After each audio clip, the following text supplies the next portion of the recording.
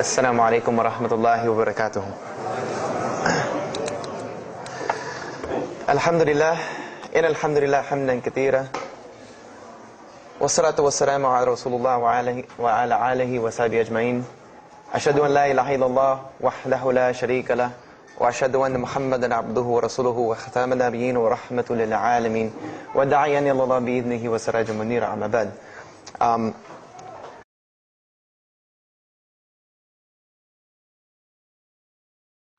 امام بخاری اور امام مسلم کے دادا استاد کون ہیں؟ عبداللہ ابن مبارک دادا استاد ہیں۔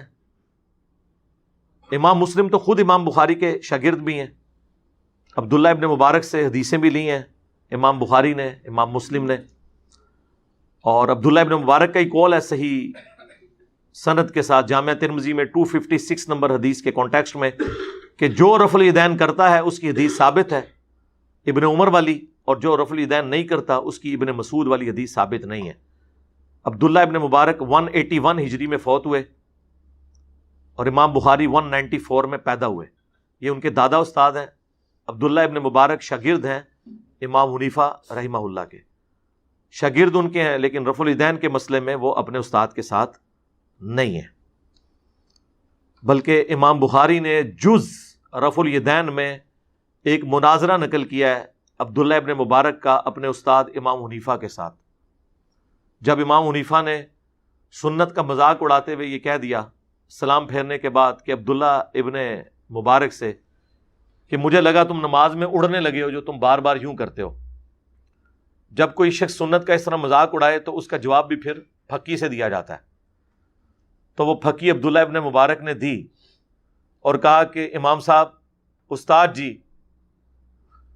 جی رکو ذرا، صبر کرو، اگر آپ پہلا رفع الیدین کرتے وقت نہیں اڑے تو میں دوسرے اور تیسرے اور چوتھے کے اوپر کیوں اڑ جانا تھا میں نے۔ اس پہ امام حنیفہ خاموش ہو گئے۔ میں یہ نہیں کہتا کہ ان کی بولتی بند ہو گئی، پھر کہیں گے توہین کر دی، لیکن اس کے بعد جو امام بخاری نے کلاس لی ہے نا، اور انہوں نے جو جملے لکھے ہیں وہ اتنے سخت ہیں کہ جو لوگ سنت کے ساتھ یہ کریں ان کا حشر یہی کرنا چاہیے۔ اور پھر بڑی سخت الفاظ انہوں نے یوز کیے عبداللہ ابن مبارک کے حق میں امام حنیفہ کے خلاف، اور ظاہر ہے وہ سارے الفاظ سنت کی محبت میں تھے۔ یقین کریں یہ وہ ساری باتیں جو میں نے ڈسپلے کرائی ہیں، آپ کو میری گرفت کوئی نظر ہی نہیں آئے گی جو یہ بڑے بڑے امام نبی علیہ السلام کی محبت میں اپنے سے بڑوں کے اوپر کرتے تھے۔ یعنی گھوڑوں کی دموں والی حدیث جب حنفیوں نے پیش کی تو جز رفع الیدین میں امام بخاری نے لکھا کہ جو لوگ گھوڑوں کی دموں والی حدیث رفع الیدین پہ لگا رہے ہیں، وہ مسلم شریف کی حدیث، وہ تو سلام پھیرتے وقت الفاظ ہیں کہ زانوں پہ ہاتھ رکھو اور یوں نہ کرو، اور دم ہلتی بھی یوں ہے، ایسے ایسے نہیں ہلتی۔ گھوڑا یوں دم لاتا نا، ان کا گھوڑا شاید ایسے ایسے لاتا ہو۔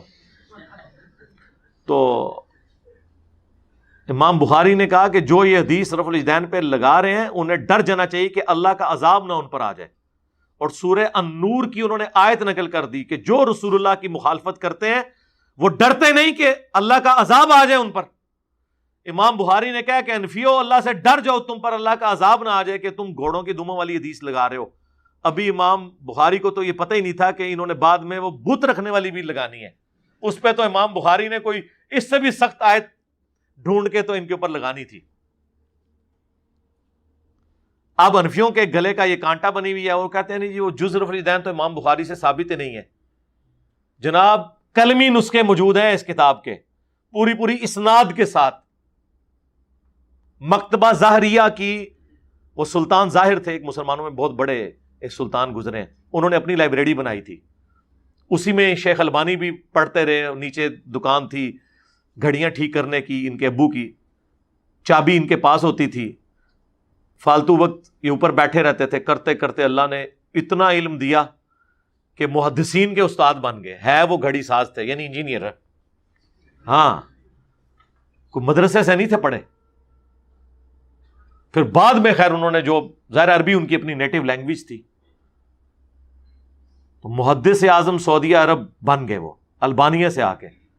اور مفتی اعظم سعودیہ بن باز کہا کرتے تھے کہ اس نیلی چھتری کے نیچے البانی سے بڑا کوئی حدیث کا عالم نہیں ہے۔ اس دور کا امام بخاری انہیں کہا گیا شیخ البانی کو، جس طرح ہم عجم میں شیخ زبیر صاحب کو کہتے ہیں نا، تو عرب دنیا میں شیخ البانی کو اللہ نے ان سے اتنا بڑا کام لیا، تو وہ مکتبہ ظاہریہ کی باقاعدہ کلمی نسخے والی جز رفع الیدین ہے، جس پہ شیخ زبیر صاحب نے تحکیم لگا کے مکتبہ اسلامیہ سے پرنٹ کی ہے، جو ہماری ویب سائٹ ahlsunnatpak.com پہ اس کا PDF رکھا ہوا ہے۔ تو وہ ثابت ہے، شروع میں انہوں نے پوری بحث کی ہوئی ہے اس کے اوپر۔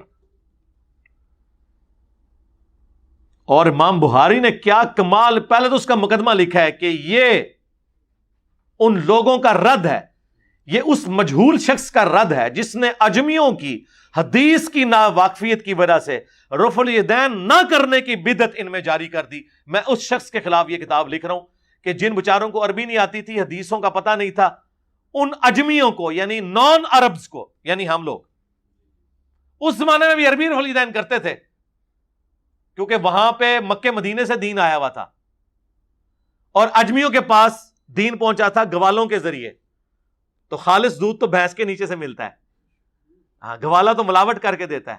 اسی لیے دیکھیں یہاں لوگ کہہ رہے ہیں منسوخ ہو گیا، اور ادھر امام کعبہ اونچی امین بھی کہہ رہا ہوتا ہے، رفع الیدین بھی کہہ رہا، انہوں نے بھی دسو نا جا کے جنہیں کوئی چندے کھاندے ہو ریال لے کے کہ چھڑ دیو منسوخ ہو گیا، وہ کہیں گے اچھا تانوں خبر پہنچ گئی، سانوں تو اتنے بھی نہیں پہنچی حالے تک۔